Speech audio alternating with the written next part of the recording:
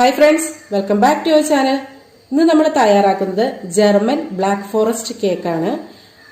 അപ്പോൾ ഇതിനു വേണ്ടിയിട്ട് ആദ്യം തന്നെ ഒരു ചോക്ലേറ്റ് സ്പഞ്ച് തയ്യാറാക്കി എടുക്കണം. അപ്പോൾ ഇതിന്റെ വീഡിയോ നമ്മൾ ഓൾറെഡി ചാനലിൽ അപ്ലോഡ് ചെയ്തിട്ടുണ്ട്. അപ്പോൾ ജസ്റ്റ് ഒന്ന് കാണിച്ചു പോകണുള്ളൂ. അപ്പോൾ ഡീറ്റെയിൽ ആയിട്ടുള്ള വീഡിയോ റെസിപ്പി വേണ്ടവർക്ക് മറ്റു വീഡിയോയുടെ അതായത് ചോക്ലേറ്റ് സ്പഞ്ചിന്റെ ലിങ്ക് ഡിസ്ക്രിപ്ഷൻ ബോക്സിൽ കൊടുക്കാം. അപ്പോൾ അത് കാണേണ്ടവർ അതൊന്ന് പോയി കണ്ടു നോക്കൂ കേട്ടോ. അപ്പോൾ ഞാൻ ഈ ജർമ്മൻ ബ്ലാക്ക് ഫോറസ്റ്റ് തയ്യാറാക്കുന്നതിന് വേണ്ടിയിട്ട് ആദ്യമേ തന്നെ സ്പഞ്ച് തയ്യാറാക്കുകയാണ്. ആദ്യമേ തന്നെ നമുക്ക് ഡ്രൈ ഇൻഗ്രീഡിയൻസ് ഒക്കെ ഒന്ന് അരിച്ചു വെക്കണം. അപ്പോൾ ഞാനിവിടെ 1 കപ്പ് മൈദയാണ് എടുത്തിരിക്കുന്നത്. അതിനെ ഒരു ഫ്ലോർ സിഫ്റ്ററിലായിട്ട് ഇട്ട് കൊടുക്കാം. അപ്പോൾ അരിപ്പയാണ് ഉപയോഗിക്കണമെങ്കിൽ ഒരു 3-4 പ്രാവശ്യം അരിച്ചെടുക്കണം. നമ്മൾ ഫ്ലോർ സിഫ്റ്ററൊക്കെ ആണെങ്കിൽ ഇതുപോലത്തെ ഒരു സിഫ്റ്റർ ആണെങ്കിൽ നമുക്ക് ഒറ്റ പ്രാവശ്യം അരിച്ചെടുത്താൽ മതി കേട്ടോ. പിന്നെ ഒരു 1/4 cup cocoa powder, 1 teaspoon baking powder, 1/4 teaspoon baking soda അതായത് സോഡാപ്പൊടി. അപ്പോൾ ഡാർക്ക് കളർ കൊക്കോ പൗഡർ അല്ല എടുക്കണമെങ്കിൽ 1 ടീസ്പൂൺ നമ്മുടെ ഇൻസ്റ്റൻറ്റ് കോഫി പൗഡർ വേണമെങ്കിൽ ചേർക്കാം.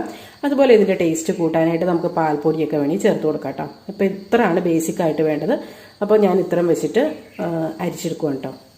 ഇനി വേണ്ടത് വെറ്റ് ഇൻഗ്രീഡിയൻസ് ഒക്കെ ഒന്ന് റെഡിയാക്കി എടുക്കാം. ഒരു 3 മുട്ട പൊട്ടിച്ചൊഴിക്കാം. അപ്പോൾ ബൗൾ എടുക്കുമ്പോൾ നല്ല ഡ്രൈ ആയിട്ടുള്ള ബൗൾ വേണം എടുക്കാനായിട്ട്. അപ്പോൾ 3 മുട്ടയും പൊട്ടിച്ചൊഴിച്ചിട്ടുണ്ട്. അപ്പോൾ ഞാനിതൊരു 1 കപ്പ് പൊടിച്ച പഞ്ചസാര എടുത്തിട്ടുണ്ട്. അത് അല്പാൽപ്പമായിട്ട് ചേർത്തിട്ട് വേണം കേട്ടോ ബീറ്റ് ചെയ്തെടുക്കാനായിട്ട്. ഞാനിപ്പോൾ കുറച്ച് ചേർത്തിട്ടുണ്ട്.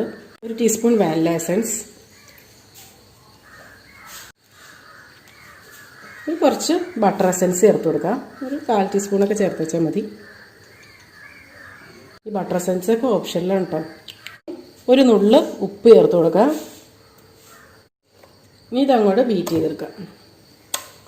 അപ്പോൾ ബീറ്റ് ചെയ്യുമ്പോൾ ലോ സ്പീഡിൽ നിന്ന് തുടങ്ങി ഹൈ സ്പീഡിലായിട്ട് കൊണ്ടുവരണം. പഞ്ചസാരയും ഇടയ്ക്കോടെ പഞ്ചസാരയും ചേർത്ത് കൊടുക്കണം. എന്നിട്ട് ഇത് നന്നായിട്ട് നമുക്ക് ബീറ്റ് ചെയ്തെടുക്കാം. അതായത് ഒരു ഈ മഞ്ഞ കളർ മാറിയിട്ട് ഒരു ഓഫ് വൈറ്റ് കളർ ആകുന്നത് വരെ ബീറ്റ് ചെയ്തെടുക്കണം. ഇതിലേക്ക് ഒരു 1/2 കപ്പ് പാല് ചേർത്ത് കൊടുക്കാം. പാല് ചേർക്കുമ്പോൾ നല്ല സോഫ്റ്റ് ആയിരിക്കും കേട്ടോ. 1/2 കപ്പ് ഇല്ലെങ്കിൽ ഒരു 1/4 കപ്പെങ്കിലും പാല് ചേർത്ത് കൊടുക്കണം കേട്ടോ. അപ്പോഴും നല്ല സോഫ്റ്റ് ആയിട്ടുള്ള കേക്ക് കിട്ടും. പിന്നെ ഇതിലേക്ക് ഒരു 1/4 കപ്പ് റിഫൈൻഡ് ഓയിൽ, ഏതെങ്കിലും റിഫൈൻഡ് ഓയിൽ വേണം എടുക്കാനായിട്ട്, വെളിച്ചെണ്ണ ഉപയോഗിക്കരുത്. അപ്പോൾ ഈ റിഫൈൻഡ് ഓയിൽ ചേർക്കണം എപ്പോഴും ബീറ്റ് ചെയ്തുകൊണ്ട് വേണം ചേർക്കാനായിട്ട് കേട്ടോ. ചുമ്മാ നേരിട്ട് ചേർത്തേക്കരുത്. ഇനി നമുക്ക് ഇതിനകത്തേക്ക് ഈ ഡ്രൈ ഇൻഗ്രീഡിയൻസ് ഒക്കെ ഒന്ന് അരിച്ച് ചേർക്കാം. എന്നിട്ട് കുറേശ്ശെയായിട്ട് ഒന്ന് ചേർത്ത് മിക്സ് ചെയ്തെടുക്കണം. നമ്മൾ ആ മുട്ട ബീറ്റ് ചെയ്യാൻ തുടങ്ങുന്നതിന് മുമ്പ് തന്നെ ഈ ഓവൻ ഒന്ന് പ്രീഹീറ്റ് ചെയ്യാനായിട്ട് വെച്ചിരിക്കണം കേട്ടോ. ഒരു 10 മിനിറ്റ് 180 ഡിഗ്രിയിൽ ഒന്ന് പ്രീഹീറ്റ് ചെയ്തെടുക്കണം. ഇപ്പോൾ സാധാരണ നമ്മൾ സ്റ്റൗ ടോപ്പിലാണ് ഉണ്ടാക്കണമെങ്കിൽ അതൊന്ന് ലോ ഫ്ലെയിമിലിട്ടിട്ട് ഒരു 10 മിനിറ്റ് നേരത്തേക്ക് അതും ഒന്ന് പ്രീഹീറ്റ് ചെയ്തെടുക്കണം കേട്ടോ. അപ്പോൾ അത് നന്നായിട്ട് ഗ്രീസ് ചെയ്ത് വെച്ചൊരു സോസ് പാനാണ് ഞാൻ എടുത്തിരിക്കുന്നത്. ഇതിനകത്തേക്ക് ഇത് ഒഴിച്ചു കൊടുക്കാം. ഇതൊന്ന് ടാപ്പ് ചെയ്തതിന് ശേഷം നമുക്കത് ബേക്ക് ചെയ്യാനായിട്ട് വയ്ക്കാം.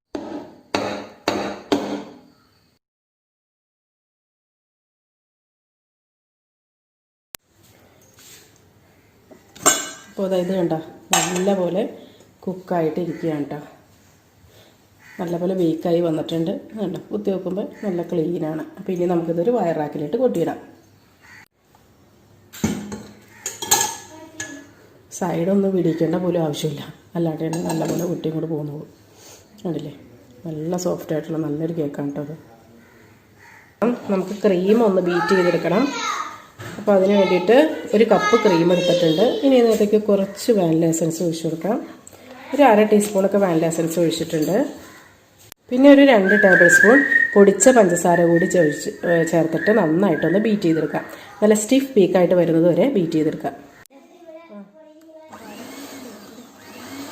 അപ്പോൾ ഇനി അടുത്തത് ചോക്ലേറ്റ് ഗനാഷ് റെഡിയാക്കി എടുക്കണം. അപ്പോൾ അതിന് വേണ്ടിയിട്ട് 1 കപ്പ് വിപ്പിംഗ് ക്രീം എടുത്തിട്ടുണ്ട്. വിപ്പിംഗ് ക്രീമിന് പകരമായിട്ട് ഫ്രഷ് ക്രീം എടുത്താലും മതി. അതുപോലെ തന്നെ 1 കപ്പ് ചോക്ലേറ്റും പിന്നെ 1 ടേബിൾ സ്പൂൺ ബട്ടറും കൂടെ ഇട്ടിട്ട് ഡബിൾ ബോയിലിംഗ് മെത്തേഡിലൊന്ന് മെൽറ്റ് ചെയ്യിപ്പിച്ചെടുക്കണം. ഒരു സോസ് പാനിൽ കുറച്ച് തിളച്ച വെള്ളം എടുത്തിട്ട് അതിൻ്റെ മുകളിൽ ഇതുപോലെ ക്രീം വെച്ചിട്ടൊന്ന് മെൽറ്റ് ചെയ്യിപ്പിച്ചെടുത്താൽ മതി. അല്ലാതെ അടുപ്പിൽ വെച്ച് ഡബിൾ ബോയിൽ ചെയ്തെടുക്കേണ്ട ആവശ്യമൊന്നുമില്ല. ആ തിളച്ച വെള്ളത്തിൻ്റെ ആ ചൂട് കൊണ്ട് തന്നെ ഇത് മെൽറ്റായി വന്നോളും.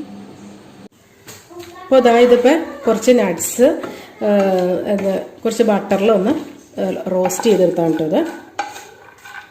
ബ്ലാക്ക് ഫോറസ്റ്റ് കേക്കിന് മെയിനായിട്ടും വേണ്ടുന്ന നട്ട്സാണ് ബദാം, ആൽമണ്ട്സ് ആട്ടോ വേണ്ടത്. പിന്നെ അത് കൂടാണ്ട് ക്യാഷ് നട്ട്സും അതുപോലെ പീനട്ട്സൊക്കെ വേണമെങ്കിൽ ചേർക്കാം കേട്ടോ. ഞാൻ ബദാം ഓൾറെഡി വറുത്ത് വച്ചിട്ടുണ്ട്. അപ്പോൾ ബാക്കിയുള്ളതും ഇതുപോലെ തന്നെ വറുത്തെടുത്തു കേട്ടോ. ഇത് സെപ്പറേറ്റ് ചെയ്ത് വറുത്തെടുക്കണേ കേട്ടോ നല്ലതായിരിക്കും കേട്ടോ. അല്ല ഓരോന്നിനും ആ വറുക്കണതിൻ്റെ ഒരു ഇതിന് വ്യത്യാസം ഉണ്ടാവുമല്ലോ. അപ്പോൾ ഞാനിത് സെപ്പറേറ്റ് ചെയ്താണ് വറുത്തെടുത്തത്. അപ്പോൾ ലാസ്റ്റ് കുറച്ച് ഇങ്ങനെ എല്ലാം കൂടെ കൂടി കിടന്ന് വെച്ചിട്ടുണ്ടായിരുന്നു. അപ്പോൾ അത് ഒന്നിച്ചങ്ങോട്ട് വറുത്തെടുത്താണ് കേട്ടോ. ഇനി കേക്ക് സെറ്റാക്കി എടുക്കാം. അപ്പോൾ അതിന് വേണ്ടിയിട്ട് ഒരു കേക്ക് ബോർഡ് വെച്ചിട്ടുണ്ട്. ഇനി ഇതിലേക്ക് കുറച്ചൊരു ക്രീം ആക്കി കൊടുക്കാം. കേക്കൊന്ന് മൂവ് ആവാണ്ടിരിക്കാൻ വേണ്ടിയിട്ടാണ് കേട്ടോ.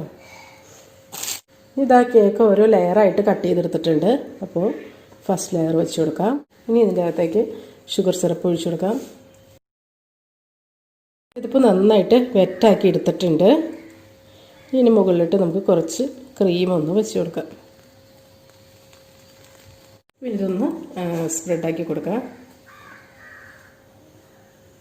ഈ ഷുഗർ സിറപ്പിൻ്റെയൊക്കെ വീഡിയോ നമ്മൾ നേരത്തെ തന്നെ ചാനലിൽ അപ്ലോഡ് ചെയ്തിട്ടുണ്ട് കേട്ടോ. ഞാൻ ഈ ക്രീം ബീറ്റ് ചെയ്തതിന് ശേഷം ഫ്രിഡ്ജിലിട്ട് വെച്ചേക്ക് വരുന്നുണ്ട്. അതാണ് കുറച്ചുകൂടെ സ്റ്റിഫായിട്ടിരിക്കുന്ന പോലെ ഇരിക്കുന്നത്. അപ്പോൾ ഇനി ഇതിൻ്റെ മുകളിലിട്ട് കുറച്ച് ചോക്ലേറ്റ് ഗണാഷ് ഒഴിച്ചു കൊടുക്കാം. എന്നിട്ട് ഇതും ഒന്ന് എല്ലായിടത്തോടും ഒന്ന് ആക്കി കൊടുക്കാം. ആ വറുത്ത് വെച്ച നട്ട്സ് ഉണ്ടല്ലോ അത് കുറച്ചും കൂടി ഇട്ട് കൊടുക്കാം. അപ്പോൾ ഇനി സെക്കൻഡ് ലെയർ.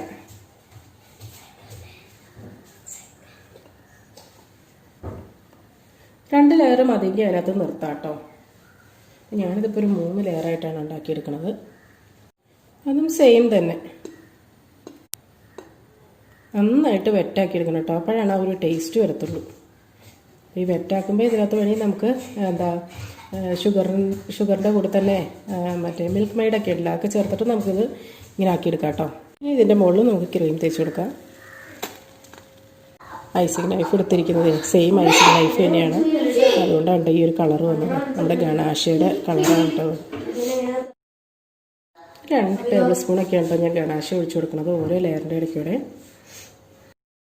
ഇതിപ്പോൾ കളർ അങ്ങോട്ടും കൂടെ ഒന്നും അതിനൊരു കുഴപ്പമൊന്നുമില്ല. കാരണം നമ്മൾ ഇതിൻ്റെ മേളിലായിട്ട് ഗണാശ തന്നെയാണ് ഒഴിക്കാൻ പോകുന്നത് കേട്ടോ. ഇനി നട്ട്സ് ഇട്ട് കൊടുക്കാം. 3ാമത്തെ ലെയർ. ഓരോ ലെയറും വെച്ച് കൊടുക്കുമ്പോൾ ജസ്റ്റ് ഒന്ന് പ്രസ് ചെയ്ത് കൊടുക്കണം കേട്ടോ. നല്ല കറക്റ്റായിട്ട് ചേർന്നിരിക്കാൻ വേണ്ടിയിട്ടേ. ഈ സെയിം തന്നെ ഷുഗർ സിറപ്പ്, പിന്നെ ക്രീം അപ്ലൈ ചെയ്യാം. ഇതൊന്ന് ക്രം കോട്ടിങ് ചെയ്തെടുത്തേച്ചാൽ മതി കേട്ടോ. അത് കഴിഞ്ഞിട്ട് നമുക്ക് ഫ്രിഡ്ജിലിട്ട് വയ്ക്കണം. അപ്പോൾ ഇതിൻ്റെ മുകളിലിട്ട് നമ്മൾ ഗണാശയും ചേർക്കണില്ല, അതുപോലെ നട്ട്സും ചേർക്കണില്ല. അത് ഏറ്റവും ലാസ്റ്റ് നമുക്കതൊക്കെ ചെയ്യാം.